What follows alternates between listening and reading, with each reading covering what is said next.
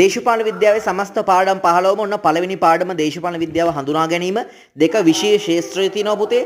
ඊට පස්සේ තුන්වෙනි පාඩම රාජ්‍ය තියෙනවා. ඊට පස්සේ පුතේ හතරවෙනි පාඩම ආණ්ඩු ක්‍රම ආකෘති එනවා.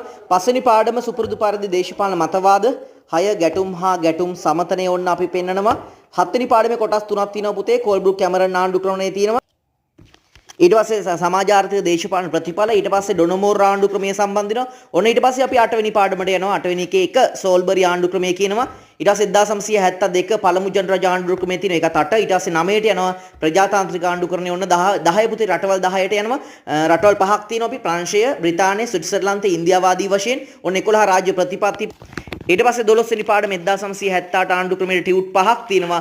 අධිකරණයේ සම්බන්ධව, පාර්ලිමේන්තුව සම්බන්ධව, මැතිවරණ ක්‍රමයේ සම්බන්ධව, ව්‍යවස්ථා සම්පාදනයේ සම්බන්ධව ආදී වශයෙන් සුපිරි විදිහට සියල්ල ටයිප් සෙටින් කරලා පිළිවෙලට හදලා තියෙන. ඉතින් කිරිට ඔය වගේ පාඩම් කරගන්න ඕන නම් විශේෂයෙන්ම ආණ්ඩු ක්‍රම ව්‍යවස්ථා ගැන තියෙනවා.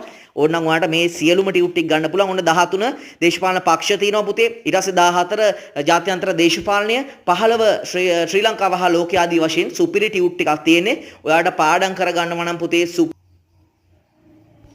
සුපිරි ටියුට් ටිකක් තියෙන්නේ. ඉතින් මේ ඔයාලට පුළුවන් පුතේ මේ ටියුට් ටික සියල්ල නිවසට ලබා ගන්න පුතාට තියෙන්නේ. මට අවශ්‍ය විදිහට මැසේජ් එකක් දාන්න. මගේ හච් නම්බර් එකට හරි ඩයලොග් නම්බර් එකට හරි මැසේජ් එකක් දාන්න. සර් පාඩම් 15ම ටියුට් ටික ගන්න කොහොමද මට විස්තර කියන්න කියලා.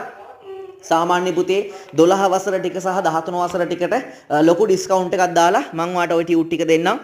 සියල්ල පුතේ ටයිප් සෙටින් කරලා තියෙනවා. ඔයාලට මේ තුලින් පෙන්눔 කරන්නේ මේ ටයිප් සෙටින් කරපුවා රචනා ප්‍රශ්නයක් ලියන විදිහ, ආරම්භයක් කොහොමද ගන්නෙ, මැද කරුණු කොහොමද ගලපගන්නේ, අවසාන නිගමනයක් දාන්නේ කොහොමද, මේ ආදී වශයෙන් සියල්ල පුතේ ඊටාත්ම පිළිවෙලට ක්‍රමානුකූලව සකස් කරලා තියෙන නිසා ඔයාට ආයි ලියන්න කරන්න නැහැ. නෝට් හිස්තන් නැහැ මේකේ.